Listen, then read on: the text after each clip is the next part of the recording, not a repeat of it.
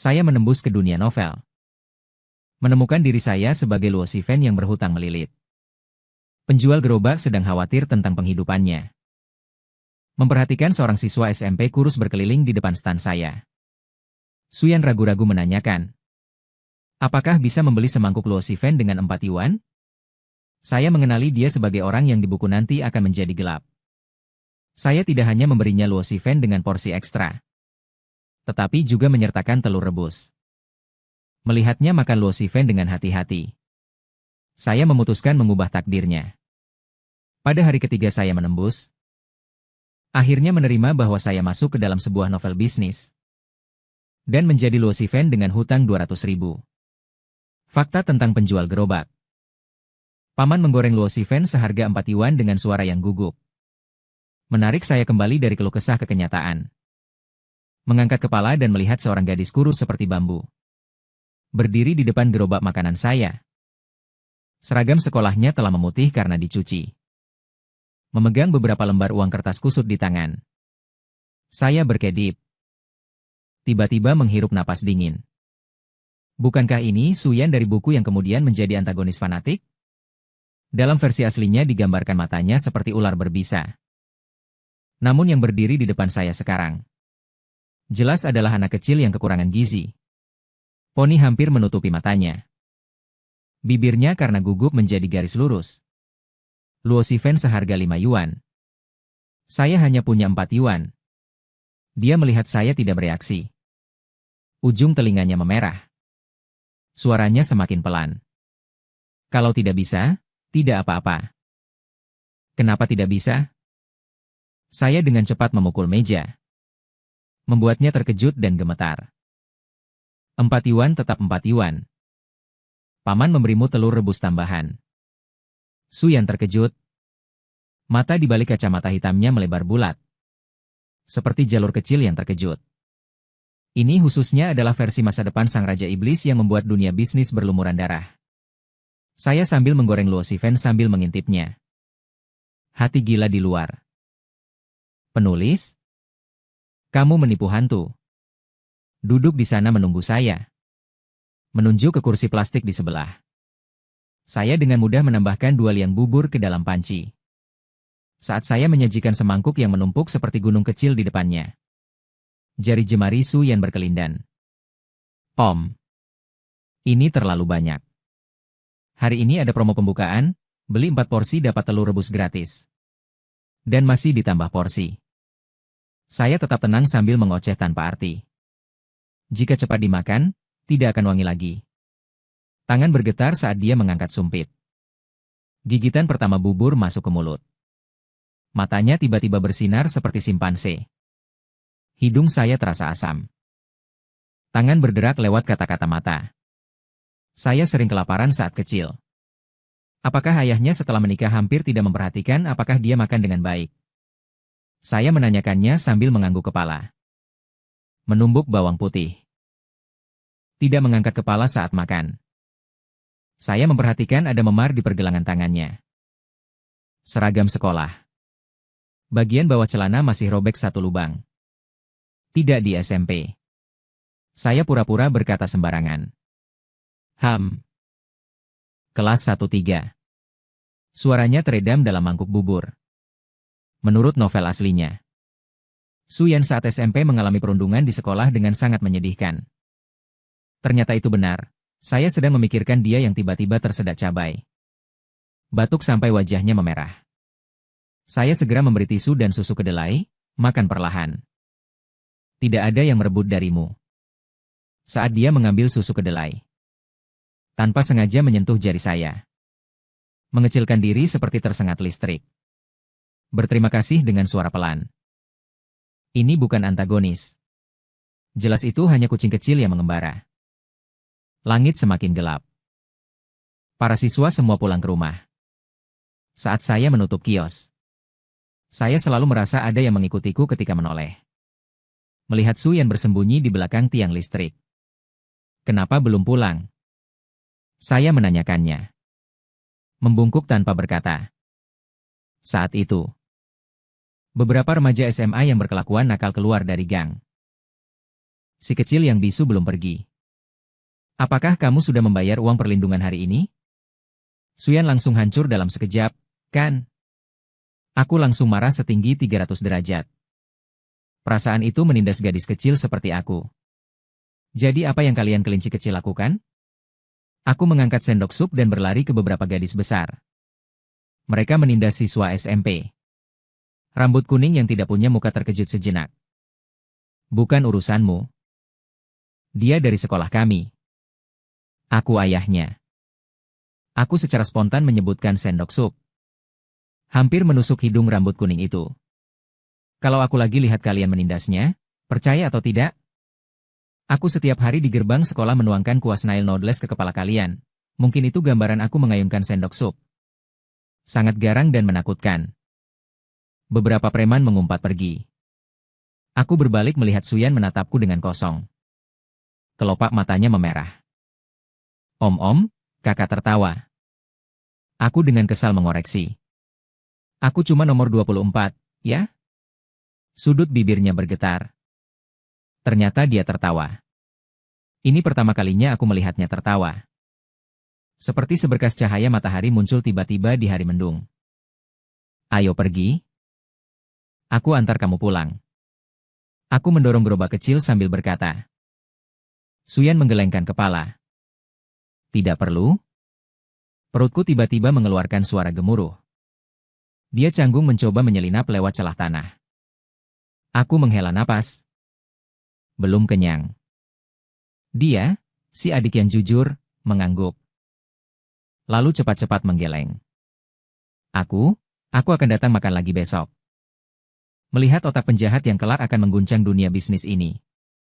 Sekarang ia berhati-hati demi semangkuk snail noodles. Aku secara tak terduga berkata. Bagaimana kalau kamu setelah pulang sekolah membantuku menutup lapak? Mata Suyan saat makan malam langsung bersinar. Lalu cepat meredup kembali. Aku tidak punya uang. Siapa yang mau uangmu? Aku mengelus rambutnya yang berantakan. Dia ternyata tidak mengerti. Menukar tubuh untuk makanan? Mengerti atau tidak? Dia berkedip mata. Tiba-tiba dia membungkuk hormat kepadaku. Terima kasih, kakak. Di jalan pulang. Suyan secara sukarela membantu mendorong gerobakku. Tubuhnya yang kurus hampir tergeletak di pegangan gerobak. Aku menatap sisi wajahnya yang serius. Berpikir tentang alur bantuan Suterman. Aku sudah memutuskan untuk merawat gadis ini. Sejak menampung Suyan sebagai pekerja sementara. Kedai mie Luosifenku mengalami perubahan aneh. Kakak. Aku membersihkan meja bumbu 3 kali. Suyan seperti anjing kecil yang menunggu diberi makan. Menatapku dengan mata mengharapkan. Sumpit juga sudah disusun menurut panjangnya. Aku menahan tawa memberi dia semangkuk mie dengan resep baru yang penuh topping. Coba rasakan rasa asin dan pedas. Ini sudah menjadi percobaan resep baru ke-5 minggu ini. Setiap kali aku bilang begitu. Suyan selalu matanya bersinar. Lalu berpura-pura mengangguk serius. Tidak ada satu kacang tanah pun yang tersisa. Terlalu hambar. Wajah kecilnya mengerut menjadi satu. Harus makan semangkuk lagi untuk memastikan. Aku menepuk kepalanya, menambah tekanan. Dia menutupi dahinya sambil tertawa, poni bergoyang. Sejak hari itu aku mengusir sekelompok preman. Suyan seperti mengibaskan ekor kecil. Mengikutiku setiap hari setelah pulang sekolah tepat waktu muncul di stan. Membantu membersihkan meja. Mengumpulkan mangkuk dan sumpit. Gerakannya cekatan. Benar-benar tidak seperti anak berusia 13 tahun. Orang tuamu tidak peduli kamu makannya. Suatu hari saat menutup stan. Aku pura-pura berkata. Tangan Suyan yang merapikan kantong plastik terhenti sejenak. Ayahku menjadi pusing lagi. Ibu tiri berkata. Aku makan terlalu banyak. Sendok sup di tanganku hampir patah. Dalam novel aslinya disebutkan Suyan memiliki masa kecil yang tidak bahagia. Namun melihat langsung anak ini berkata. Aku makan terlalu banyak. Saat itu dia menekuk lehernya. Tekanan darahku langsung naik sampai 180. Kentut. Aku mengucapkannya tanpa berpikir. Kamu kurus seperti kecambah. Apakah mereka menakutkan Suyan? Terkejut karena reaksiku. Sedikit tersenyum di sudut mulut saat makan. Kakak, kamu memaki orang dengan sangat garang. Itu disebut kemarahan yang adil. Setelah aku mengacak-acak rambutnya. Kalau lapar, datang saja ke sini. Dia menundukkan kepala dan mengucapkan satu suara. Telinga runcing, merah merona. Aku tiba-tiba teringat apa yang dikatakan dalam buku. Penjahat utama paling tidak suka orang lain menyentuh rambutnya. Sepertinya alur cerita belum sampai ke situ. Keesokannya aku sengaja menyiapkan setengah kilogram bihun ekstra. Saat Suyan datang siang hari. Di belakangnya ada beberapa teman sekelas. Inilah mikrang super enak yang kamu bicarakan. Seorang gadis memakai kacamata. Menatap truk makanan kecilku dengan curiga. Suyan menegakkan dadanya. Mie yang dibuat kakakku adalah yang paling enak sepanjang waktu. Dia memanggil, kakak, dengan intonasi naik di akhir. Entah kenapa membuatku teringat pada siswa SD yang suka pamer kepada orang tua. Aku menahan tawa. Menambah satu potong tahu sutra ekstra untuk masing-masing mereka. Yan Jie tidak berbohong. Beberapa gadis makan sampai keringat membasahi seluruh kepalanya. Sangat lezat. Sudut mulut Su yang terangkat sangat tinggi. Sikap sombong itu, seperti mie yang dimasaknya setelah temannya pergi. Dia datang dengan mata berseri-seri. Kakak, aku menemukan di seberang pintu tidak ada yang jual mie kerang. Jadi kita bisa membuka stand di sana. Matanya bersinar berkilau. Aku menggambar peta. Pagi di sini, siang pergi ke pintu timur. Sore kembali ke depan rumah sakit pasti dapat uang. Aku terkejut melihat peta rute yang dia gambar tangan. Ini jelas seorang jenius bisnis. Asisten lama Su yang memang terkenal dengan pandangan tajamnya. Tapi melihat secara langsung analisanya pada usia 13 tahun. Pasar supply demand membuatku hampir bertekuk lutut. Jadi diputuskan begitu. Aku mengetuk meja. Membagi 1% keuntungan untukmu, Suyan menggelengkan kepala. Tidak perlu uang. Cukup mengurus makan saja, boleh? Harus dibagi. Aku mencubit wajahnya. Usianya masih muda tapi sudah pandai berbisnis. Kalau sudah besar, masih harus begitu. Matanya yang tertawa melengkung seperti sabit. Saat itu, aku tiba-tiba mengerti. Kebahagiaan yang dibesarkan. Ini bukan penjahat utama. Jelas ini adalah kucing pembawa rejeki milikku. Keadaan baik tidak bertahan lama. Jumat sore. Kami sedang berjualan di gerbang timur. Tiba-tiba terdengar sebuah teriakan. Petugas kota datang. Seluruh penjual di jalan itu langsung masuk ke mode pertempuran. Aku bergegas menutup lapak dengan panik. Justru sangat tenang. Mendorong gerobak dulu. Aku mengambil bumbu dan uang kemudian. Tidak boleh. Terlalu berbahaya. Aku berlari cepat. Dia sudah memasukkan barang paling berharga ke dalam ransel. Di tempat lama, dia melihatku mendorong gerobak berlari kencang. 3 jalan. Jantung berdegup keras seperti mau keluar dari tenggorokan. Saat berbelok ke gang kecil. Melihat berdiri menempel dinding dengan ransel di peluk ke dada. Dahi berlumuran keringat. Tidak kehilangan apa-apa, kan? Aku terengah-engah bertanya. Dia menggelengkan kepala. Tiba-tiba mengeluarkan termos dari dalam pelukan. Sup tidak tumpah. Aku melindunginya. Hidungku terasa perih.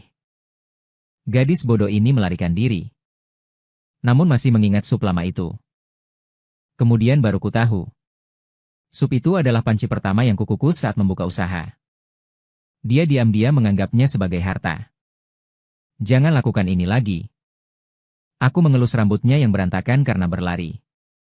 Jika barang hilang, ya biarkan saja. Keamananmu yang terpenting. Berkedip. Lalu berkata. Ada potongan daun bawang di tubuhmu. Di rambutnya, dia mengulurkan tangan untuk membantu saya menghilangkan gerakan itu. Ciumannya seperti sedang menjinakkan bom. Pada saat itu, aku tiba-tiba menyadari. Penjahat besar yang di masa depan akan menakut-nakuti dunia bisnis. Sekarang dia hanyalah seorang anak yang menginginkan kelembutan. Pada akhir pekan, saya membawa Suyan ke pasar grosir untuk berbelanja. Dia tampak seperti orang dewasa kecil. Menawar dengan pemilik toko. Maukah lebih murah? Bos yang harus kami layani lama itu tertawa karena dia. Anak itu berapa umurnya? Begitu pandai berbisnis. Berumur 14 tahun. Suyan berdiri tegak. Padahal baru berumur 13,5 tahun. Toko bubur saudara saya nanti akan menjadi rantai. Saya menahan tawa di samping. Hingga menimbulkan cedera internal. Di jalan pulang. Dia tiba-tiba menarik kaki saya. Kakak pria itu terus menatap saya. Mengikuti pandangannya, saya melihat Pak Li tua di sebelah rumah saya. Mendekat dengan aura menggelegar. Wahai Xiao Bai. Kau harus lebih berhati-hati. Anak ini kemarin di bawah menipu-nipu. Hari ini membeli begitu banyak barang. Mungkin dia adalah keponakan saya. Saya melindungi Suyan di belakang saya sambil membantu saya bekerja. Pak Li terlihat tidak percaya. Sekarang pencuri pun pandai berpura-pura. Kasihan daging kering saya yang baru saja dimasak 2 hari lalu. Bukan saya yang mengambilnya, Suyan tiba-tiba berteriak. Matanya merah seperti kelinci. Kemarin saya sedang memungut uang yang jatuh dari kakak saya. Dia mengeluarkan sebuah koin 5 sen dari saku. Di atasnya masih ada minyak cabai yang menempel. Saya ingat ternyata kemarin saya memang kehilangan kantong uang kecil. Jadi dia membantu saya mencari koin yang berserakan. Pak Li pergi dengan canggung. Bahunya Suyan masih gemetar. Saya berjongkok untuk menatapnya sejajar. Kenapa tidak bilang lebih awal? Kau juga tidak akan mempercayainya. Suaranya semakin pelan. Mereka semua bertanya apa saya sebenarnya? Saya memegang wajahnya. Dengarkan, aku percaya. Kamu kehilangan daging keringmu. Cuma urusan kami. Tapi kalau kamu merasa diperlakukan tidak adil, aku yang pertama tidak setuju. Mata Suyan terbuka lebar. Tiba-tiba melompat ke dalam pelukanku. Aku merasakan dada terasa lembab dan panas. Anak ini menangis. Saat membereskan barang-barang di malam hari, aku menemukan tas ransel Suyan ada lubang. Di samping kotak jahit ada secari kertas. Kakak, aku bisa menjahit. Jangan begadang membantu aku menambah garam. Tulisan itu rapi seperti dicetak. Aku tertawa sambil tertawa. Mata menjadi basah. Menurut cerita aslinya, Suyan memiliki OCD. Ternyata sejak kecil begitu. Keesokannya, saat Suyan datang sarapan, aku memberinya tas ransel baru sebagai tunjangan karyawan. Dia menyentuh gambar anjing kecil di tasnya dengan ekspresi seolah mendapat barang mewah. Terlalu mahal, tidak mahal. Dibeli dengan menawar di pasar grosir. Aku meniru nada dia kemarin, bilang lebih murah, ya. Suyan yang kami butuhkan secara terus-menerus tertawa menyeringai. Menampakkan 2 butir alkohol. Cekungan pipi. Sinar matahari menyinari tubuhnya. Seragam sekolahnya robek-robek. Sudah dijahit rapi kembali. Menggunakan benang merah muda paling jelek dari kotak jahitku. Saat itu, aku tiba-tiba ingin meminta bantuannya. Untuk mengambil gerobak Misnailku agar bisa menafkahi calon bos besar ini. Hari pertama libur musim dingin di sekolah. Hujan deras turun. Aku selesai berjualan di depan pintu rumah sakit. Saat mendorong gerobak kembali berjalan. Sudah lewat pukul 9 malam. Di balik tirai hujan, di gerbang sekolah ada sosok kecil yang meringkuk. Tanpa payung.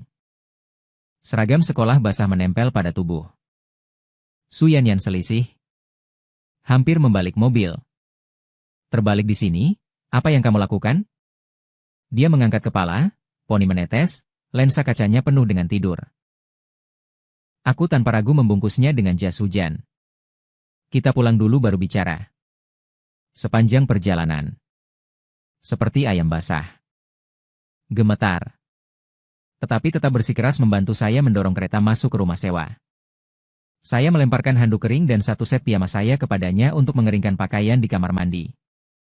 Pakailah dulu seadanya. Saat dia keluar, piyama saya dipakai olehnya. Seperti gaun panjang. Kaki melilit 3 putaran. Dan masih menggesek lantai. Aku menahan tawa sambil mengeringkan rambutnya. Dia patuh menundukkan kepala.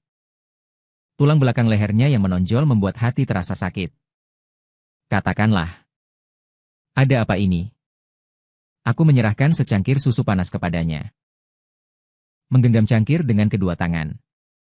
Suara halus seperti sutra. Di rumah kehabisan makanan. Apa yang dimaksud kehabisan makanan? Aku menaikkan volume 8 tingkat. Dia menarik lehernya sedikit. Ayah dan bibi saya pergi berlibur. Uang yang ditinggalkan habis. Kain lap di tanganku hampir terbelah 2. Orang tua macam apa ini? Meninggalkan anak SMP sendirian. Rumah masih tidak memberi cukup uang. Beberapa hari belum makan. Aku berbalik menyalakan api. 3 hari. Melihat aku menatap tajam. Dia segera mengubah kata-katanya. Padahal cuma 2 kali tidak makan. Aku membeli sisa makanan di kulkas. Dengan cepat menjadi semangkuk nasi goreng telur yang harum. Makan dengan rakus. Butir nasi menempel di pipi tanpa disadari.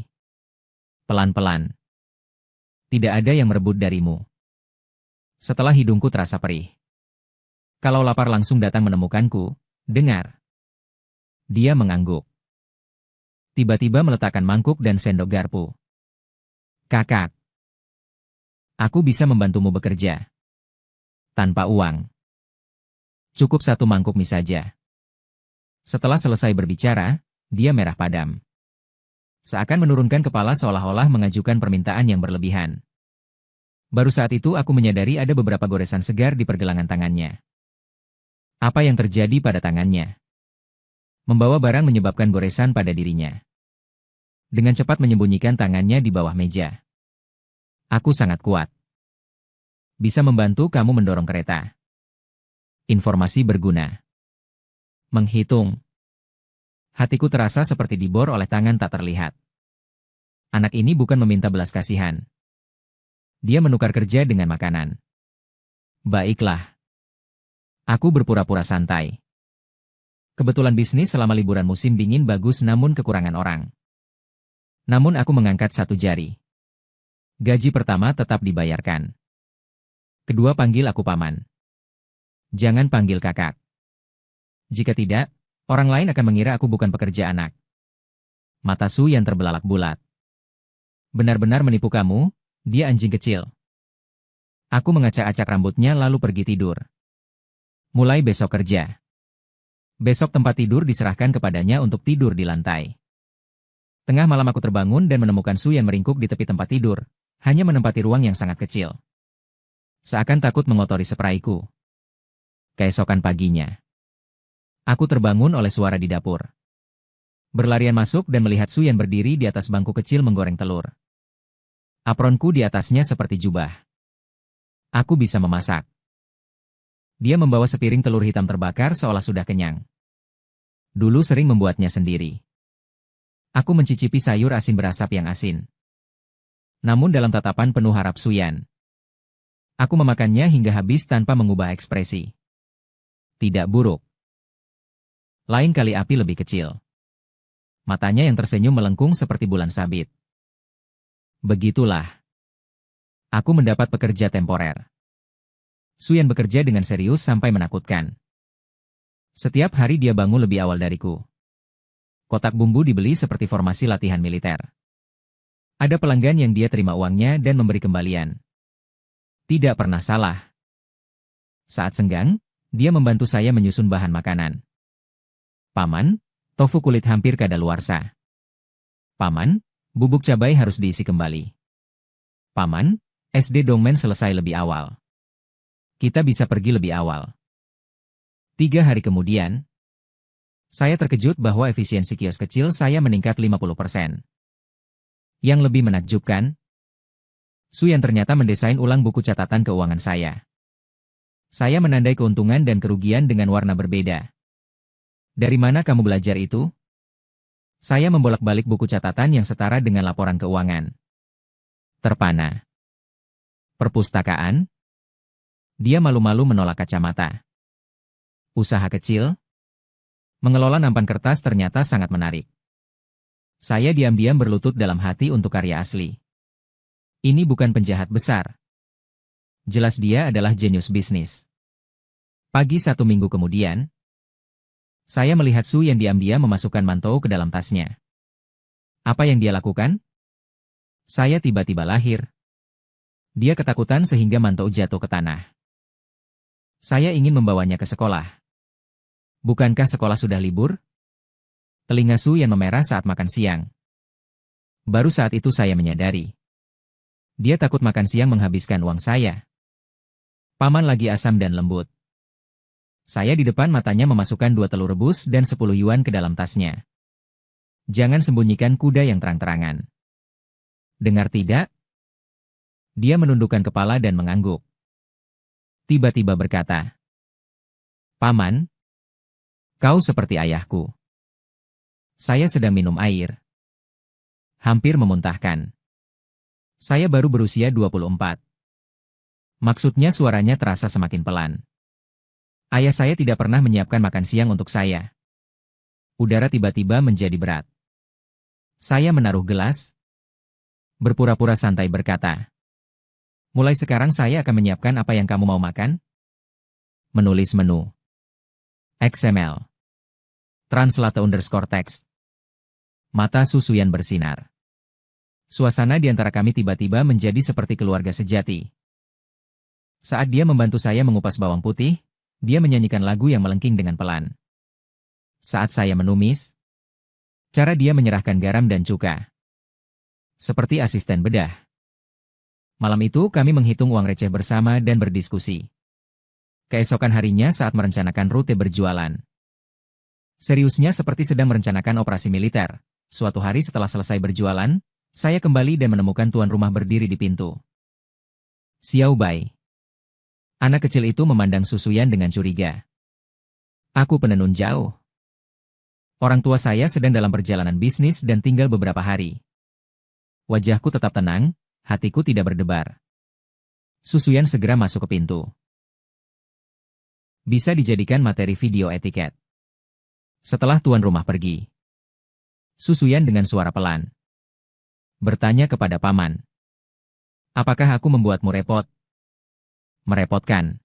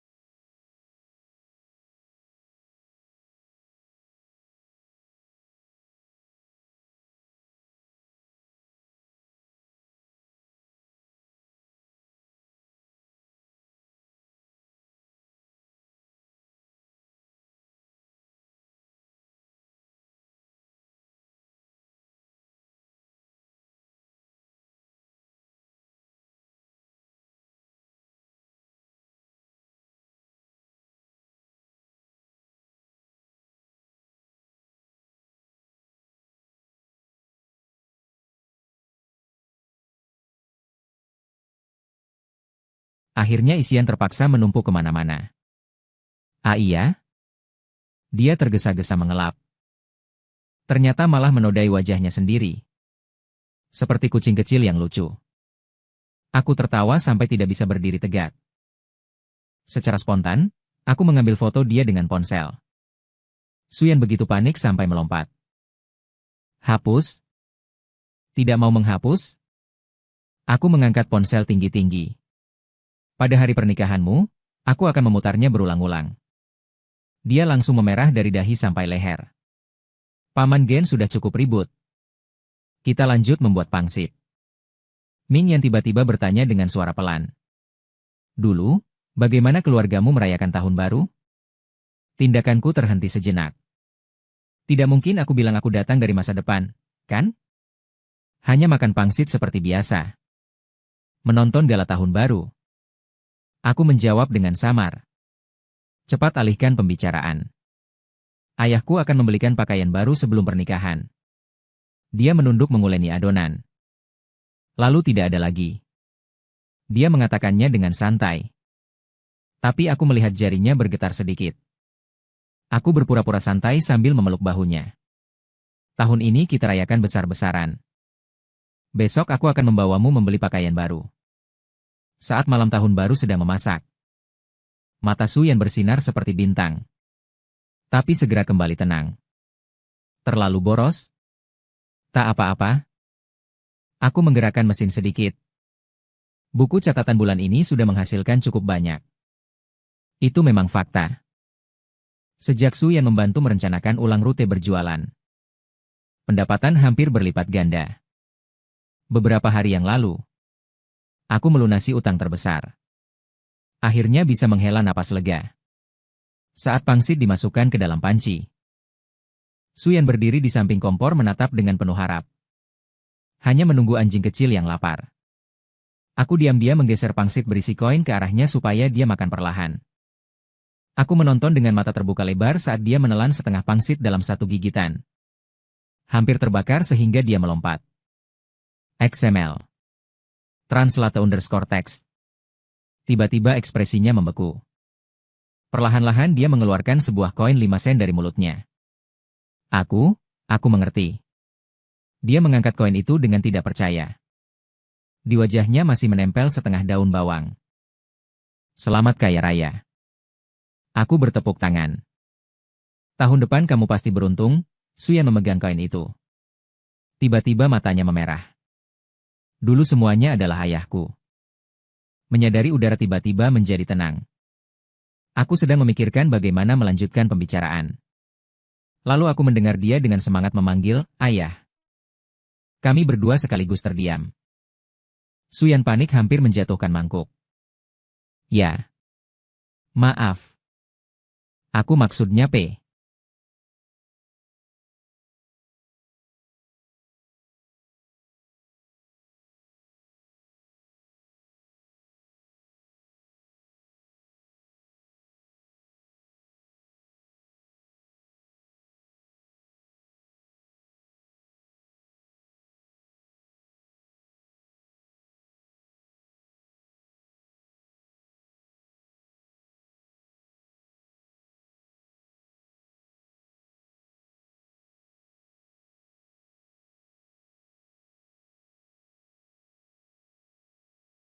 Su Yan melompat ke dalam pelukanku, tubuhnya yang kurus bergetar hebat. Aku merasakan cairan hangat menyerap ke kerah bajuku. Dia menangis tanpa suara, menangis dengan keras, hanya sepasang sepatu saja. Aku menepuk punggungnya dengan lembut. Dia menggelengkan kepala. Menyembunyikan wajahnya lebih dalam. Berkata sesuatu yang tidak jelas. Terima kasih ya. Kali ini suaranya lebih keras. Setelah selesai, dia dulu membeku.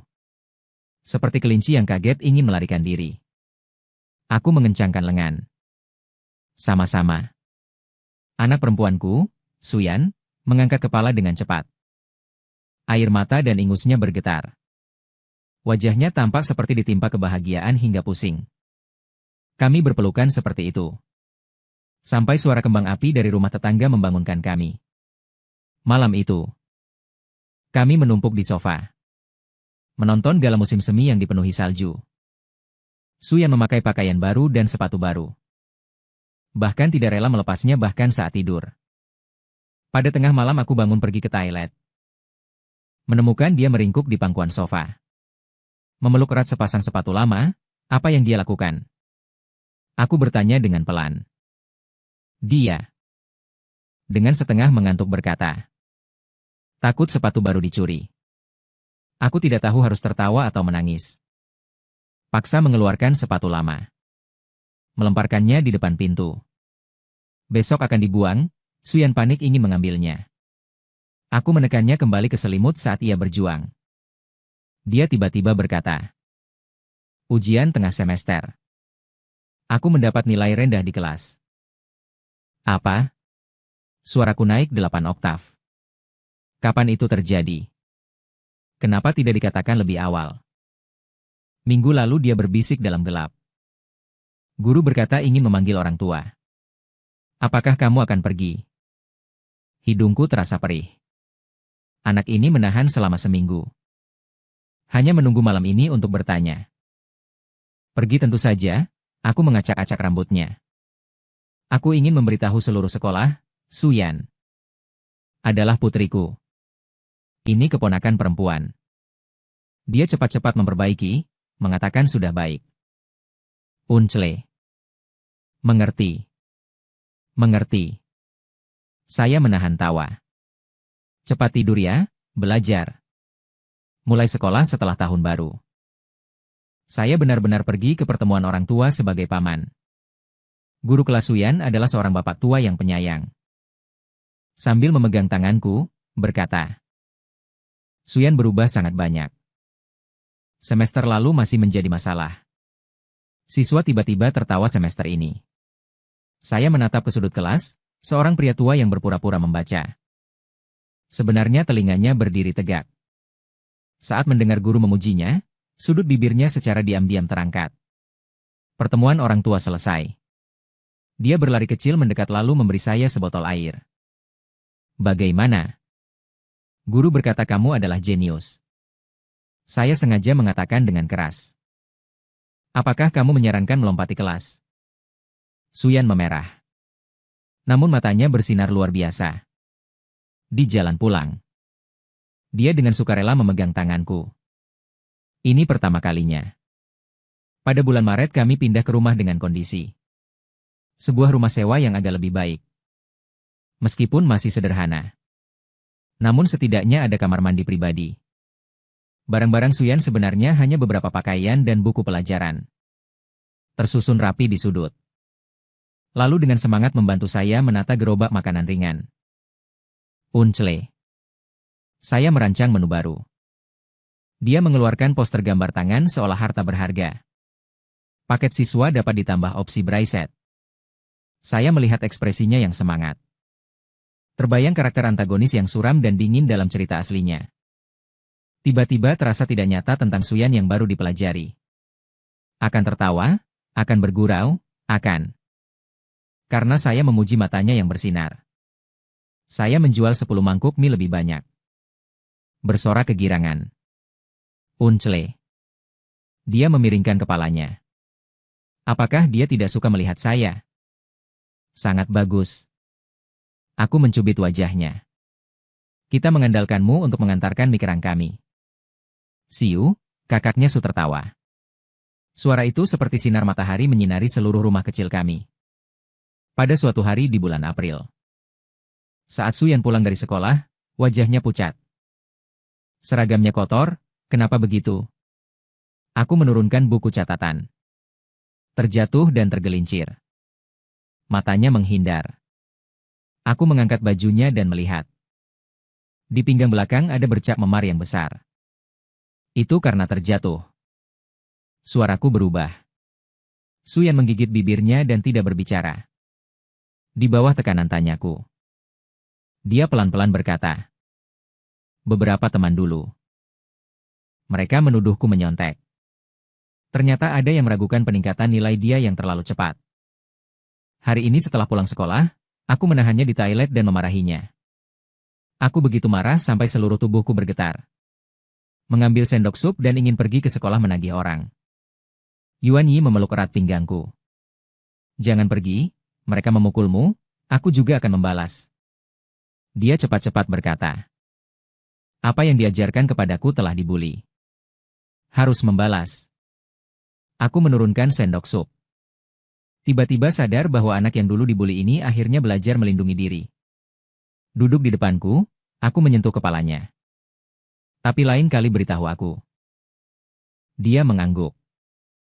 Ragu sejenak. Lalu berkata. Sebenarnya mereka hanya iri. Iri apa? Iri. Suaranya kecil seperti dengungan nyamuk. Ada paman yang memanggilku ke pertemuan orang tua. Jantungku terasa seperti ditabrak keras oleh sesuatu. Anak bodoh ini dipukul. Tapi masih pamer. Malam itu setelah Suyan tertidur. Aku dengan hati-hati memberi obat pada memarnya. Dia menggumam setengah sadar, berbalik lagi dan kembali tidur. Aku menatap sinar bulan di luar jendela. Tiba-tiba teringat adegan dalam novel aslinya. Suyan memang setelah lulus SMP, keluarganya benar-benar menghindarinya. Maka dia menempuh jalan menjadi gelap. Tapi sekarang, di bawah bantalnya terletak sertifikat peringkat pertama akhir semester. Di samping tempat tidur ada foto bersama yang kami ambil saat tahun baru Imlek. Di dalam lemari sepatu ada 2 pasang sepatu olahraga yang dipakai bergantian. Milwaukee fans saya sepertinya benar-benar menumbuhkan masa depan yang berbeda. Hujan di bulan Mei datang dengan cepat dan deras. Saya sedang memeriksa catatan keuangan hari itu. Tiba-tiba terdengar suara ketukan pintu yang cepat. Kuatnya seolah ingin memecahkan papan pintu. Membuka pintu. Suyan berdiri di ambang pintu dengan tubuh basah kuyup. Memeluk erat sebuah kantong plastik. Wajahnya pucat seperti kertas. Ada apa? Saya segera menariknya masuk ke dalam rumah. Tanpa membawa payung. Tidak tahu bagaimana menghindari hujan. Dia berdiri tidak bergerak. Air hujan menetes dari ujung rambut ke tanah. Dengan cepat membentuk genangan kecil. Barulah saya memperhatikan dia. Bibirnya bergetar. Bukan karena kedinginan. Tapi karena berusaha keras menahan sesuatu. Saya hampir menyerah pada diri sendiri. Dia tiba-tiba berbicara dengan suara serak. Tidak terdengar seperti anak berusia 13 tahun. Ibu saya berkata. Kata-kata sampai maksudnya selesai, di dalam kantong plastik ada selembar kertas. Yang sudah dibasahi hujan menjadi kabur.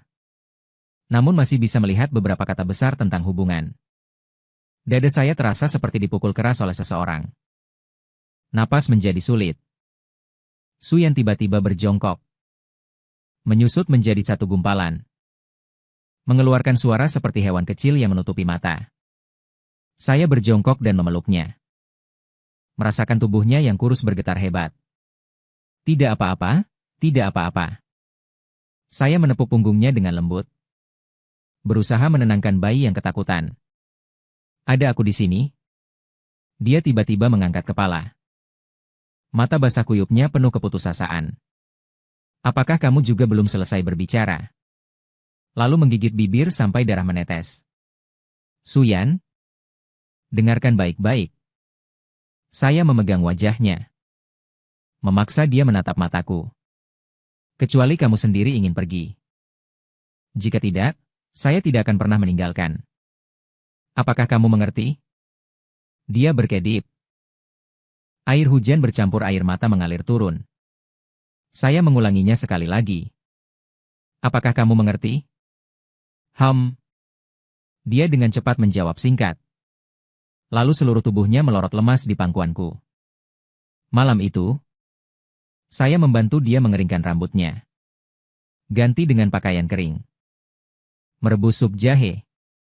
Melihat dia meminum Suyan. Seperti boneka marionet, dia menjadi milik saya. Sampai saya memasukkannya ke dalam selimut. Barulah dia tiba-tiba memegang pergelangan tangan saya. Bolehkah saya memanggilmu ayah? Malam ini hidung saya terasa perih. Kapan saja bisa. Ayah. Dia memanggil dengan suara pelan. Lalu cepat-cepat menancapkan wajahnya ke bantal. Telinganya merah sampai menetes darah. Pagi berikutnya, saya menemukan Suyan sudah bangun. Dia di dapur dengan canggung menggoreng telur ketika melihat saya. Dia segera kembali dengan sikap serius. Om, sarapan segera selesai. Lalu kembali menjadi Om. Namun saya perhatikan kegelapan di sudut matanya berkurang cukup banyak. Di telur yang gosong ada wajah tersenyum yang digambar dengan saus tomat. Saat kami sedang makan sarapan yang gosong, pemilik rumah datang. Dia melirik Suyan. Menarik saya ke samping. Hai Xiao Bai. Apakah anak ini tinggal tetap? Hati saya berdebar sampai lulus SMP. Keluarganya harus menambah biaya listrik dan air. Pemilik rumah langsung memotong tambahan 500-500 per bulan. Setara dengan keuntungan bersih saya selama 2 hari. Saya sedang ingin tawar-menawar. Suyan tiba-tiba muncul di belakang saya. Setelah kami menyuruh pemilik rumah pergi, Suyan langsung berkata, "Saya bisa tidur di gerobak makanan. Uang yang dihemat di bawah ini diam saja. Makan." Saya memasukkan sepotong telur ke dalam mulutnya. "Mulai hari ini, kamu memang menjadi wakil manajer umum kedai ini. Termasuk makan dan menginap, gaji bulanan 10 telur rebus." Dia tertawa terbahak-bahak. Namun tatapannya tetap gelisah. Aku tahu apa yang dia khawatirkan. Dia menjadi bebanku. Setelah hari itu, aku jelas menambah beban kerja. Dari semula 2 stan per hari menjadi 3 stan. Suyan pun menjadi lebih rajin. Setelah pulang sekolah langsung datang membantu. Bahkan akhir pekan pun menghabiskan waktu di stan. Suatu hari di pertengahan Juni, seperti biasa, aku pergi berjualan di depan pintu rumah sakit. Sedang sibuk tak terhentikan. Tiba-tiba menerima telepon dari wali kelas. Suyan tidak masuk sekolah hari ini. Sendok sup di tanganku hampir jatuh ke lantai. Apa? Dia jelas menutup telepon pagi ini. Aku buru-buru menutup stan. Saat melewati sebuah lokasi konstruksi, aku mengira melihat sosok yang familiar. Saat menatap lebih dekat, Suyan memakai helm keselamatan. Sedang dengan susah payah mendorong sebuah gerobak penuh batu bata. Seragam sekolah. Punggungnya basah kuyup. Aku berseru marah kepada Suyan. Semua orang di lokasi konstruksi menoleh. Dia perlahan berbalik di tempat itu. Wajahnya tampak penuh keputusasaan. Di jalan pulang, kami berdua tidak berkata apa-apa. Suyan dengan wajah berdebu mengikutiku. Sesekali melirik. Aku masuk rumah dengan wajah merah. Duduk di kursi sambil menjelaskan. Aku ingin membantu. Dia menunduk, pekerjaannya di lokasi konstruksi menghasilkan 80. Kamu baru berumur 13 tahun. Cepat-cepat memperbaiki. Bulan depan usia menjadi 14. Kita sudah sepakat untuk fokus belajar. Kita juga sepakat untuk masuk SMA unggulan. Nilai saya tidak turun. Dia cepat-cepat mengeluarkan lembar ujian dari tas. Matematika masih nilai penuh. Aku melirik kertas ujian. Tapi ternyata 100 poin yang merah menyala. Tetapi melihat jari-jarinya yang tergores dan lehernya yang terbakar matahari, aku langsung merasa mata berair. Goblok? Apakah kamu tahu aku sangat khawatir? Su terkejut. Dia buru-buru tidak mengira arah ini menuju kepadaku. Menarik tangannya yang penuh luka. Mendengarkan tugasmu yang seragam. Tugasku adalah menghasilkan uang untuk menghidupi keluarga. Masing-masing melaksanakan tugasnya. Tapi tidak ada. Tapi aku memotongnya. Jika kamu benar-benar ingin membantu, berikan aku kesempatan masuk SMA unggulan. Buat orang tua sialanmu, Suyan, marah besar. Matanya tiba-tiba bersinar menakjubkan. Apakah kamu benar-benar berpikir aku bisa lulus omong kosong itu? Aku menepuk dahinya. Putriku bukan keponakanku. Tapi si jenius itu tersenyum dengan bibir terkatup. Senyuman itu bersih dan cerah. Tidak ada tanda-tanda mata penjahat besar di masa depan. Aku tiba-tiba teringat pada prinsipku, Suyan. Karena setelah lulus SMP aku ditinggalkan keluarga. Itulah yang membuatku menyimpang jalan. Apakah setelah ini masih harus ke lokasi konstruksi? Aku menyipitkan mata, tidak mau pergi. Dia berdiri tegak dengan rapi. Aku belajar dengan baik. Itu hampir cukup. Aku mengacak rambutnya sebelum mandi. Bau busuk di bulan Juli. Suyan benar-benar berusia 14 tahun. Kami tidak merayakannya. Karena hari itu kebetulan ujian akhir semester. Malam hari pulang ke rumah, dia menyerahkan sebuah amplop kepadaku dengan misterius. Apa itu? Aku membukanya dan melihat. Itu kartu ban yang didapat dari kerja di lokasi konstruksi. Dan juga beasiswa. Matanya bersinar, omong-omongnya hanya sekitar 2.000 lebih. Tapi aku akan menghasilkan lebih banyak. Aku memegang kartu itu, tenggorokanku terasa seperti terhalang sesuatu. Goblok ini tidak menyisakan 1 sen pun untuk dirinya sendiri. Semua diberikan kepadaku. Itu karena aku memasukkan kembali kartu itu ke tangannya. Untuk digunakan saat kuliah nanti. Tidak. Dia lagi memasukkannya kembali untuk dipakai di rumah. Kami saling mendorong. Beberapa putaran. Akhirnya memutuskan menyimpan uang itu sebagai modal untuk membuka jaringan toko mie kerang. Malam itu, Suyan dengan bersemangat menggambar lebih dari 10 sketsa desain toko. Sampai saya memaksa mematikan lampu baru dia berhenti. Awal Agustus. Saya terkena panas. Awalnya hanya pusing dan lelah. Setelah pulang, langsung terjatuh di depan pintu. Dalam keadaan setengah sadar. Saya merasakan seseorang menyeret saya ke tempat tidur. Lalu ada handuk dingin yang diletakkan di dahi. Suhu 38,7 derajat. Terdengar samar suara Suyan yang ingin minum susu. Saya ingin memberitahunya. Harus diletakkan di laci. Namun tenggorokanku terasa seperti terbakar. Tidak dapat mengeluarkan suara, terasa lesu. Di tengahnya saya merasakan seseorang membantu saya berdiri. Tablet obat yang dibawa dengan air hangat meluncur ke tenggorokan. Terbangun lagi. Itu tengah malam, di dalam rumah ada lampu yang digantung. Suyan meringkuk di kursi samping tempat tidur. Masih memegang handuk basah di tangannya. Saya sedikit bergerak. Dia langsung membuat ayah terbangun. Kamu bangun. Kali ini dia tidak mengubah kata-katanya. Saya membuka mulut.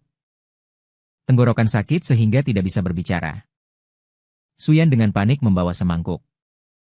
Tidak tahu apa itu. Bubur hitam meskipun agak gosong. Telinganya memerah.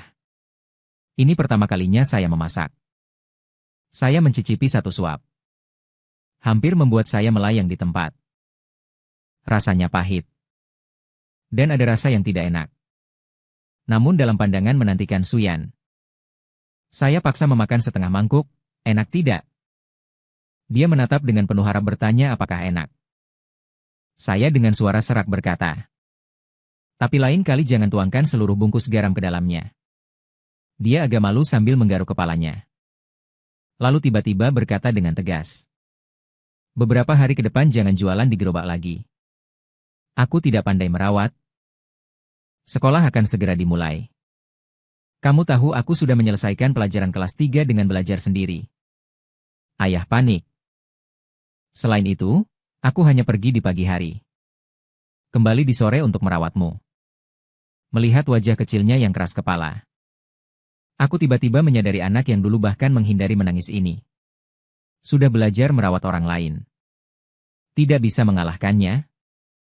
Aku dengan susah hati setuju untuk istirahat 3 hari. Suyan seperti perawat kecil yang tenang dan jujur. Setiap hari mengukur suhu tubuh dan memasak bubur. Meskipun setiap kali semakin gelap. Membacakan koran untukku. Hari keempat.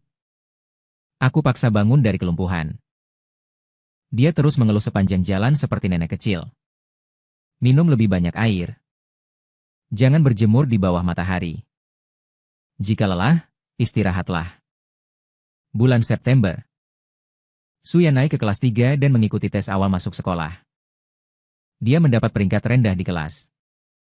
Pada pertemuan orang tua, wali kelas menarik tanganku dan berkata, Suyan adalah bibit yang baik. Sekolah menengah atas unggulan sudah pasti. Di jalan pulang, Suyan yang jarang ceria.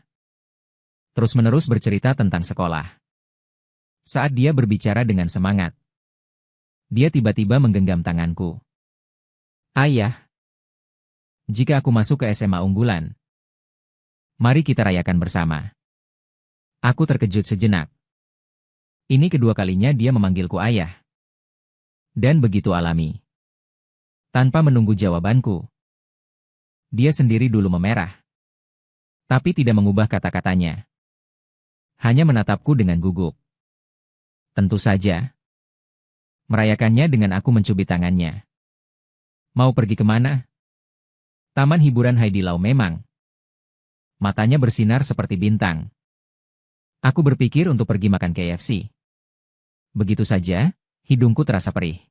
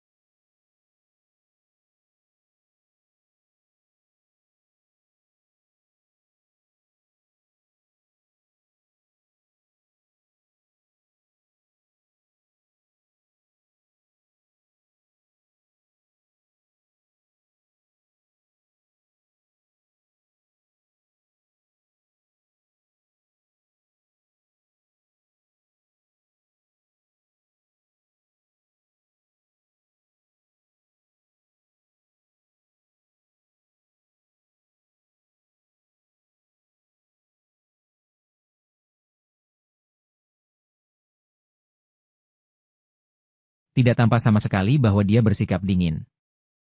Ketika juara kelas turun, kakinya lemah dan harus memegang saya agar bisa berjalan. Saat makan burger, dia dengan hati-hati memeras saus tomat menjadi bentuk bintang.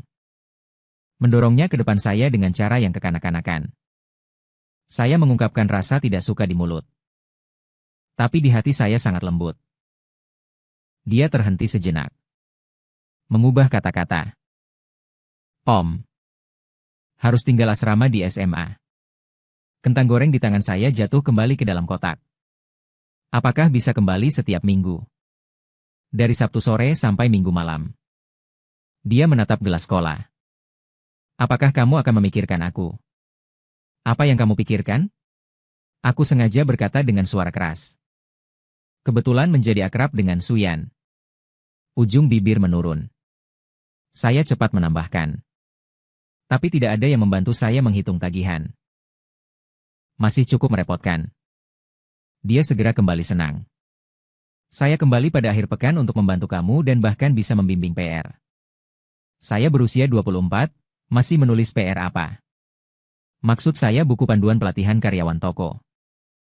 Semakin dia berbicara, suaranya semakin pelan, hatiku terasa keras tapi hangat. Gadis ini berlatih teknik. Ingin membantu meringankan bebanku. Melihat sisi wajahnya yang menunduk sambil melihat burger. Saya tiba-tiba menyadari. Kita saling bergantung satu sama lain. Sudah 3 tahun. Di dalam bus pulang ke rumah. Suyan tertidur dengan bersandar pada jendela. Matahari terbenam menembus kaca. Menyinari wajahnya dengan cahaya berbayang yang memanjang pada bulu mata panjangnya. Membuat bayangan kecil di bawah matanya. Saya perlahan memindahkan kepalanya ke bahu saya. Dia menggosoknya dalam keadaan setengah mengantuk. Tidak dicuci. September. Suyan resmi masuk ke SMA unggulan. Membawanya ke asrama. Hari itu, saya seperti seorang ayah tua yang sejati. Mengomel selimut. Setiap minggu menjemur kaos kaki sekali. Jangan menumpuk untuk dicuci. Tambahkan 5 uang ke kartu makan. Mengerti? Mengerti. Dia memerah wajahnya. Mendorongku keluar. Teman sekamar menahan tawa. Menahannya sampai wajahnya bengkak. Tapi ketika aku benar-benar hendak pergi, dia kembali mengejarku. Ingat untuk menjemputku akhir pekan. Aku berbalik melihatnya. Suyan berdiri di lorong dengan cahaya belakang. Tubuhnya ramping. Sudah keluar. Gambaran wanita kuat di dunia bisnis masa depan. Namun kegelisahan di matanya. Sama persis dengan malam hujan 3 tahun lalu. Pastinya datang dan melambaikan tangan padaku. Belajarlah dengan baik. Jangan berkelahi. Bulan pertama. Tidak ada masalah. Setiap Jumat aku tepat waktu muncul di pintu gerbang sekolah. Yian akan meluncur keluar seperti peluru meriam. Menyodorkan pakaian kotor dan lembar ujian nilai penuh bersamaku. Usaha kecil kami semakin berkembang. Bahkan ada saat-saat orang datang karena nama kami. Sabtu ketiga bulan Oktober.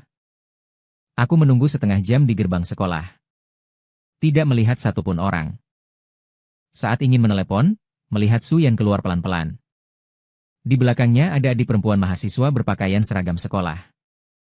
Aku benar-benar menyukaimu. Dia mengejarku dari belakang dengan nada yang tegang. Senior, aku benar-benar tidak mempertimbangkan hubungan asmara. Dia berkata tanpa menoleh. Dengan nada dingin. Tidak boleh membekukan orang. Laki-laki itu berlari dengan mata merah. Aku mengangkat alis, ya. Pasar bagus ya. Suyan melihat mataku. Seketika bersinar lalu kembali menatap keras. Dia sangat kesal. Mengejarku selama sebulan. Dia cukup tampan, ya? Aku sengaja mengejeknya menjadi jelek. Dia tegas. Tidak secantik kamu. Aku hampir tersedak oleh ludah. Bicara omong kosong apa di dalam bus pulang rumah.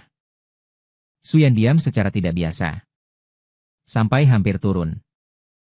Dia tiba-tiba bertanya pada paman. Apakah ada yang mengejarmu?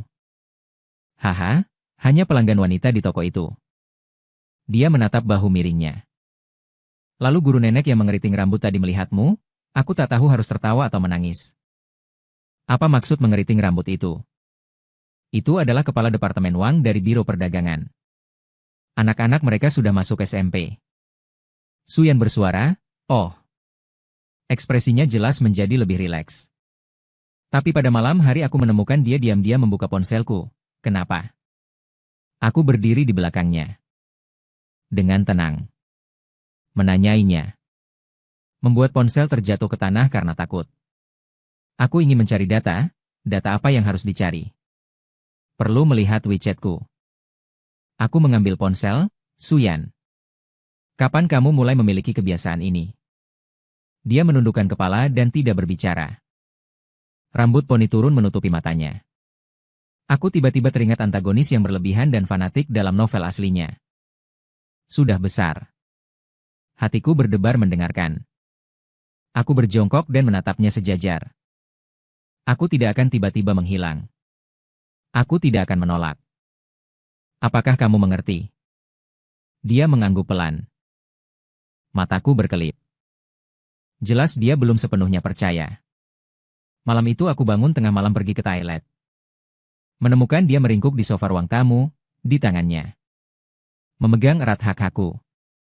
Ujian tengah semester pertama di SMA. Suyan kembali mendapatkan nilai rendah. Pada pertemuan orang tua. Wali kelas khusus menahan aku dan Suyan. Performa sangat baik. Hanya saja terlalu suka menyendiri. Aku melihat ke Suyan di barisan belakang kelas. Dia dikelilingi beberapa teman yang menanyakan dengan ekspresi dingin dan sabar. Cahaya matahari menembus jendela menyinari tubuhnya. Kemeja putih bersih berkilau. Dia memang begitu sejak kecil. Tanpa rasa sakit dalam berbakti. Dan wali kelas menurunkan suaranya. Formulir hubungan keluarga yang dia isi ada sedikit masalah. Ayahnya menulis nama Anda. Namun sebelumnya hatiku berdebar. Gadis itu ternyata mengubah data tanpa izin. Di jalan pulang ke rumah. Aku pura-pura bertanya secara santai. Dengar-dengar kamu mengubah data keluarga. Tubuh terlihat kaku sejenak. HMPH. Kenapa? Kamu sebenarnya sudah keluarga saya. Suaranya sangat pelan. Tapi sangat tegas. Lebih lembut daripada ayah kandung. Hidungku terasa perih. Ekspresiku tidak bisa melanjutkan pertanyaan. Bulan Desember. Mie saya dipadukan dengan makanan lokal. Akun publik kami bisnisnya booming. Harus antre untuk. Pada akhir pekan kembali dan langsung membantu di toko. Dari kasir sampai mencuci piring semuanya diurus. Suatu kali aku terlalu lelah sampai tertidur di belakang konter. Bangun. Menemukan jaket seragam sekolahnya menutupi tubuhku. Toko itu rapi dan teratur. Dia bahkan membantu melatih 2 karyawan baru untukku. Mari kita buka cabang. Suatu hari setelah toko tutup, tiba-tiba berkata, sekarang dana sudah cukup. Aku telah melakukan riset pasar. Dia berbicara tanpa henti selama setengah jam tentang rencana bisnis. Tingkat profesionalismenya membuatku ternganga. Asisten sebelumnya berkata, sudah sukses berwirausaha saat kuliah. Tampaknya bakat itu sudah terlihat sejak lama. Sebelum tahun baru Imlek. Kami pindah ke apartemen baru dengan 2 kamar dan 1 ruang tamu. Memiliki kamarnya sendiri. Dia bahkan sering membawa bantal masuk ke kamarku untuk membahas rencana cabang. Saat berbicara, ia tertidur. Aku melihat sisi wajahnya yang sedang tidur nyenyak. Teringat pada gadis kecil yang 3 tahun lalu meringkuk di sofa. Hatiku menjadi lembut seperti kain. Pada hari ketiga tahun baru, aku membeli pakaian baru. Dia berlama-lama di ruang ganti dan tidak keluar selama setengah hari. Aku hampir menarik tirai untuk mengungkap. Dia keluar dengan mengenakan gaun hitam yang pas. Cowok tampan yang sedang bereksperimen itu menghela napas panjang. Bagaimana? Dia bertanya dengan gugup kepada saya. Saya terdiam sejenak. Gadis berpostur ramping di depan mata ini. Benarkah dia Xian yang saya kenal? Terlihat terlalu dewasa, kan? Saya berusaha membuat suara saya normal. Kamu masih mahasiswa? Semester depan ada lomba debat dan harus pakai setelan resmi. Dia merapikan rok di depan cermin. Paman membantu saya menarik resleting. Saya membantu dia menutup resleting di belakang. Dia membungkuk sedikit. Jika dekat, saya bisa menghitung bulu matanya. Tercium aroma melati ringan pada tubuhnya. Kapan gadis ini mulai memakai parfum? Baiklah. Saya mundur dengan cepat. 2 langkahnya sangat indah. Xian menghadap cermin, memotret ke kiri dan kanan. Tiba-tiba berkata, Valentine minggu depan. Apakah toko harus mengadakan acara? Kamu peduli tentang ini? Apakah saya juga bertemu dengan pria yang saya suka? Tidak. Reaksinya begitu besar sampai menakutkan. Itu hanyalah strategi bisnis. Pada hari Valentine, toko memang penuh sesak. Xian mengenakan gaun itu.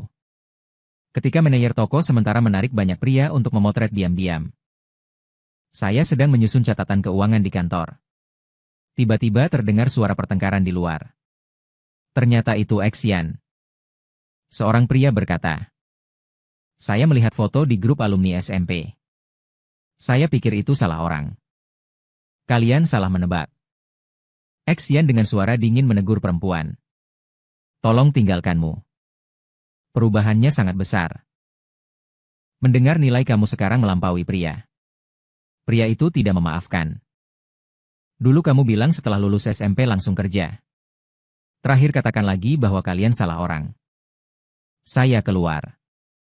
Melihat 2 pria bergaya mengelilingi Xian. Dia begitu melihat saya. Segera berlari ke arah saya seperti menemukan penyelamat. Menyekap tangan saya.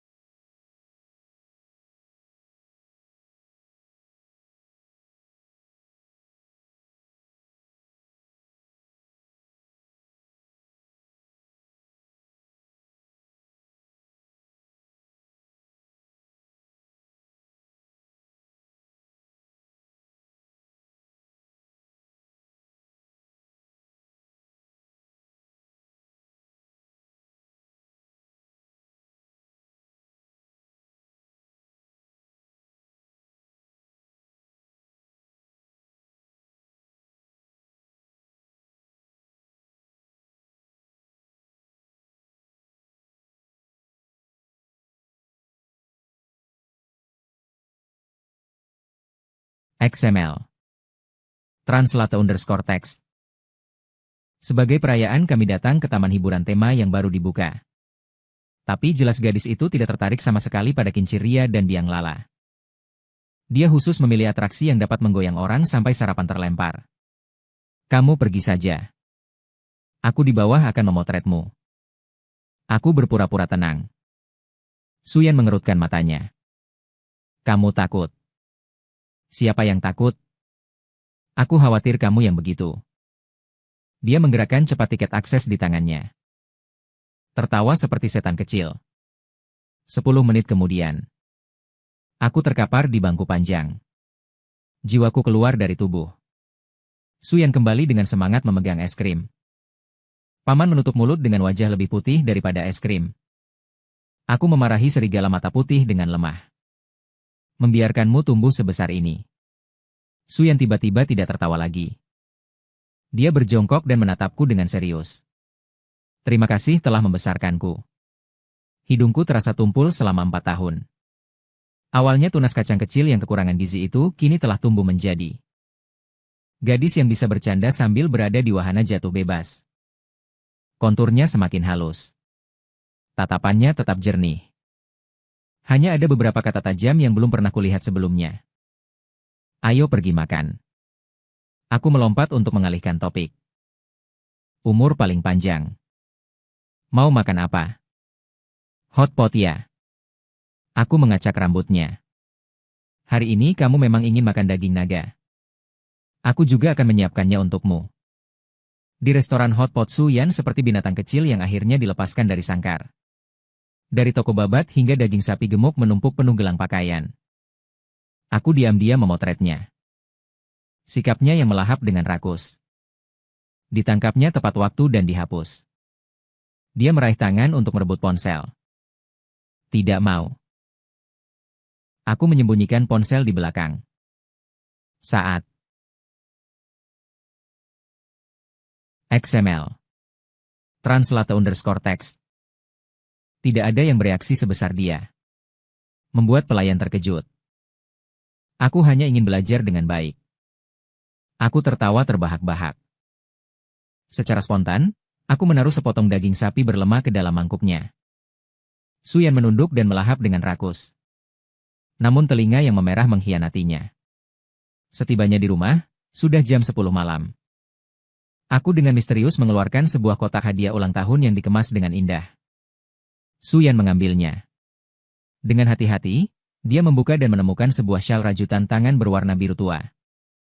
Aku sendiri tahu. Aku agak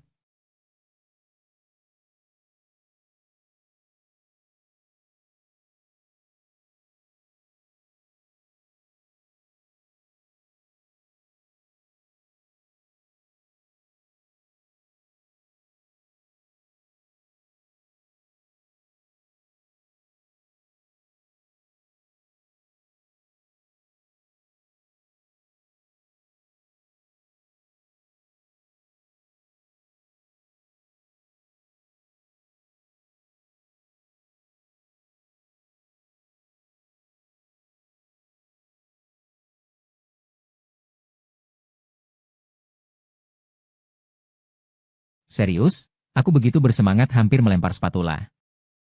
Sekolah yang mana? Dia menyebutkan sebuah nama yang membuat daguku terjatuh ke tanah. Sekolah Bisnis Nasional yang terkemuka. Putriku bukan keponakanku. Luar biasa. Aku memeluknya dengan erat. Harus merayakan Suyan. Dengan wajah memerah, aku melepaskan diri. Rendah hati, rendah hati. Namun sebelum kami sempat merayakan, sebuah telepon memecahkan keheningan. Senin pagi. Wali kelas menelepon dan mengatakan Suyan berkelahi di sekolah. Membutuhkan orang tua segera ke sekolah. Aku bergegas ke sekolah dengan panik. Di kantor, aku melihat Suyan dengan memar di sudut mulut dan seorang siswi lain yang hidungnya berlumuran darah. Wali kelas dengan wajah pusing menjelaskan kepadaku. Suyan memukul teman sekelas tanpa alasan. Aku tidak memiliki Suyan. Dengan dingin berkata. Dia dulu mengumpat. Mengumpat saja tidak boleh berbuat kekerasan. Wali kelas menghela napas. Suyan selalu menjadi murid yang baik. Apa yang dia umpuhkan? Aku bertanya, kantor tiba-tiba menjadi sepi. Suyan memalingkan wajah, telinganya memerah. Akhirnya, siswi yang dipukul itu bergumam. Aku bilang ayahnya adalah penjual kaki lima. Siapa yang tahu apakah itu ayah kandung? Aku langsung mengerti. Suyan seperti singa kecil yang marah. Berusaha melompat lagi, tapi aku menahannya. Guru. Aku menarik napas dalam-dalam. Aku rasa tindakan Suyan membuat kacamata wali kelas menjadi miring karena terkejut. Orang tua. Anak baik Anda tidak seharusnya memulai masalah. Aku menatap lurus ke siswi itu. Namun dia diperlakukan kasar. Harus membalas. Itu aturan keluarga kami. Suyan tiba-tiba menengadah. Melihat cahaya berkilau di mataku. Akhirnya. Dengan mediasi kepala sekolah. Mereka saling meminta maaf. Selesai, keluar dari gerbang sekolah. Suyan tetap diam naik bus. XML. Translate_text. Dia tiba-tiba berkata. Maaf. Menyebabkan masalah untukmu. Mau apa? Saya menusuk keningnya. Lain kali memukul orang jangan memukul wajah, sapalah tubuhnya. Pemeriksaan pun tidak menemukan apa-apa. Tertawa kecil. Sambil tertawa. Mata berair menjadi merah. Dia cepat memutar kepala melihat keluar jendela. Tapi saya tetap melihat gerakan dia diam-diam mengusap kacamatanya. Bulan Mei. Kami memang membuka toko mie kerang pertama yang resmi. Bertanggung jawab penuh atas dekorasi dan desain menu. Bahkan belajar sendiri sistem 6 merek. Hari pembukaan. Dia mengenakan setelan kerja yang rapi. Berdiri di pintu menyambut tamu. Tampak seperti wanita muda yang berprestasi C. Boleh saja. Saya bercanda. Setelah lulus nanti datang menjadi manajer umum saya. Jangan dia mengatur kerah bajunya. Saya ingin memulai usaha sendiri. Lalu membeli jaringan toko Anda. Ambisinya tidak kecil. Nanti kamu bisa pensiun. Dia tiba-tiba menjadi serius. Saya mengurusmu, tenggorokanku menegang, cepat berbalik menyapa tamu. Takut dia melihat mata merahku. Suatu akhir pekan di bulan Juni. Kembali membawa sebuah kue. Bukan ulang tahun siapa, kenapa beli ini? Saya menanyakan toko perayaan. Pendapatan bulanan melewati 100.000. Dia dengan serius menyalakan lilin, membuat satu permohonan. Saya tertawa sambil menutup mata. Membuat satu harapan. Keinginan agar selalu bahagia. Setelah meniup lilin, dia tiba-tiba berkata, saya menemukan sumber hutangmu. Kue yang saya pegang hampir jatuh ke lantai, itu 200.000. Matanya bersinar tajam. Itu pinjaman berbunga tinggi yang deep. Novel aslinya memang menyebutkan bahwa Baisin dipermainkan oleh mantan pacarnya. Namun saya belum pernah memberitahukannya kepada Suyan. Bagaimana kamu bisa mengetahui semua ini? Aku berusaha tetap tenang. Aku sudah memeriksanya, dia berkata terus terang. Sejak SMP aku sudah mulai menyelidikinya. Jantungku berdebar kencang. Jadi penyelidikan latar belakang yang kulihat malam itu memang nyata. Dia terus menyelidiki aku secara diam-diam. Kenapa? Aku mendengar diriku berkata. Tatapan Suyan tiba-tiba menjadi lembut. Aku ingin membantu kamu menegakkan keadilan. Dia, orang brengsek itu, memegang tanganku. Sekarang dia hidup dengan baik. Itu tidak adil. Aku menghela napas lega. Namun sekaligus terasa sedikit gelisah. Apakah penyelidikannya terhadapku untuk membantu atau karena tidak percaya? Aku sudah melupakannya. Aku menepuk tangannya. Sekarang kami tidak begitu baik. Suyan menatapku lama. Akhirnya mengangguk. Malam itu aku berguling tak bisa tidur. Jam 2 pagi aku bangun untuk minum air. Aku menemukan kamar Suyan masih menyala. Lampunya redup. Aku mendengar dia berbicara pelan di telepon melanjutkan penyelidikan. Jadi sudah berlanjut. Jangan sampai dia menyadari aku kembali ke kamar dengan langkah ringan. Tangan dan kaki terasa dingin. Sejak kapan dia terbangun? Lebih penting lagi. Mengapa saat sarapan keesokan harinya Suyan tampak biasa saja? Bahkan dia membuatkan hati untukku.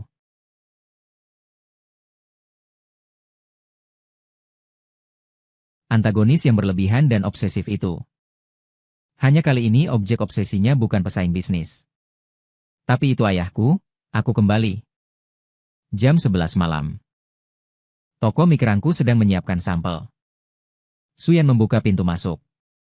Dengan setelan kerja yang rapi. Mengenakan pakaian awal musim gugur. Pemuda baru di dunia bisnis yang baru berusia 22 tahun. Aku masih memegang paket pesta ulang tahun perusahaan di tangan. Meskipun sudah begitu malam, masih datang. Aku mengelap. Aku mengelap tangan dan menerima kotak hadiah yang dia serahkan. Sudah makan? Belum, hanya menunggu momen ini. Dia masuk ke dapur dengan sangat familiar. Dia menaruh semangkuk mie di piringnya. Duduk di sudut pada tempat lama dan mulai makan. Adegan ini hampir terjadi setiap hari selama 4 tahun terakhir. Tidak peduli seberapa sibuk bisnis perusahaannya. Tidak peduli sampai jam berapa pertemuan sosialnya. Suyan selalu datang ke toko untuk makan semangkuk luosifen buatan saya. Pelayan muda menatapku dengan mata terburu-buru. Su memang sangat berbakti. Suyan mengangkat kepala dan meliriknya sekilas. Tatapannya yang dingin membuat pemuda itu langsung terkesan. Aku menghela napas. Aku menambahkan 1 sendok minyak cabai untuknya. Jangan menakut-nakuti mereka. Dia menunduk terus makan mie, Poni. Menurunkan. Menutupi mata. Di bawah cahaya lampu. Garis wajah sampingnya lembut dan halus. Sudah tidak dapat menemukan bayangan gadis kurus dulu. Hanya saat makan mie, kebiasaan sedikit membungkuk masih menyimpan jejak masa lalu. Hari ini Paman Wang datang lagi. Aku sengaja berkata dengan nada santai. Memaksa memperkenalkannya kepadaku. Keponakanku bertanya apa itu. Dokter yang kembali dari luar negeri menumbuk mangkuk, menghasilkan benturan. Mengeluarkan suara yang renyah. Suyan meletakkan sumpit. Mengambil selembar tisu. Dengan tenang mengusap dan menekan. Aku berkata, pertimbangkan dulu. Aku pura-pura tidak melihat rahangnya yang langsung menegang. Lagi pula kondisinya memang bagus. Berusia lebih 30 tahun tapi belum menikah. Bukan karena kekurangan kepribadian. Melainkan masalah fisiologis. Dia tertawa sinis. Istri Paman Wang bangkrut tahun lalu. Dia terburu mencari rumah baru. Aku membuka mata lebar. Bagaimana kamu tahu intelijen bisnis ini? Dia melewatinya dengan santai. Lalu mengeluarkan sebuah dokumen dari tas kerja. Benar. Aku menolak untukmu. Undangan reuni teman sekelas. Hari itu kebetulan adalah penilaian rasa iri. Kamu tidak bisa pergi. Aku langsung meraih dokumen itu. Siapa yang memberimu kuasa untuk memutuskan atas namaku? Suyan mengerutkan kening. Situasi seperti itu. Selain bersaing, hanya pamar saja. Apa yang menyenangkan, itu hidupku. Aku marah sampai tangan gemetar. Suyan. Apakah kamu terlalu mengatur terlalu lebar? Udara langsung membeku. Pelayan muda yang mengerti langsung meluncur ke dapur. Suyan menatapku dengan tenang. Tatapan matanya dalam tak berujung. Dulu kala. Mata ini dipenuhi cahaya bintang. Sekarang terasa seperti 2 lubang dingin yang beku. Aku hanya tidak ingin kamu dimanfaatkan. Dia akhirnya berkata. Suara lembutnya menakutkan. Ayah. Kamu terlalu mudah mempercayai orang lain. Panggilan ini seperti pisau tumpul yang menancap keras ke hatiku. 9 tahun yang lalu, pada malam hujan itu. Saat dia pertama kali memanggilku ayah. Suaranya gemetar seperti anjing kecil yang basah oleh hujan. Dan kata ini menjadi belenggu baginya terhadapku. Aku bukan ayahmu. Aku mendengar diriku berkata. Tidak pernah menjadi ekspresi Suyan. Seketika membeku. Dia perlahan berdiri. Siluet pakaian profesionalnya memancarkan bayangan panjang di bawah cahaya. Kamu lelah. Kita bicarakan besok. Setelah dia pergi. Aku terkulai di kursi. Lalu menyadari punggungku sudah basah kuyup. Pelayan muda itu mengerut-kerut mengintip dengan takut-takut. Saudara Bai, Direktur Su. Dia menggantungkan papan, tutup sementara. Aku mengusap salju matahari. Besok tutup 1 hari, pulang ke rumah. Sekarang aku dan Su Yan tinggal bersama di apartemen mewah. Meskipun sebagian besar waktu aku sendirian. Aku langsung berjalan menuju lemari anggur. Namun hanya setelah whisky masuk perut. Barulah aku berani membuka ponsel. Ternyata 17 pesan yang belum dibaca dan 3 panggilan tak terjawab. Semuanya berasal dari Su Yan. Ayah. Sudah sampai rumah. Jangan minum alkohol. Karena perut tidak sehat. Acara reuni teman sekelas, aku minta maaf. Tapi orang itu memang tidak dapat diandalkan. Pesan terakhir dikirim 10 menit yang lalu. Aku memasang pelacakan di ponselmu. Melihatmu selamat, selamat malam.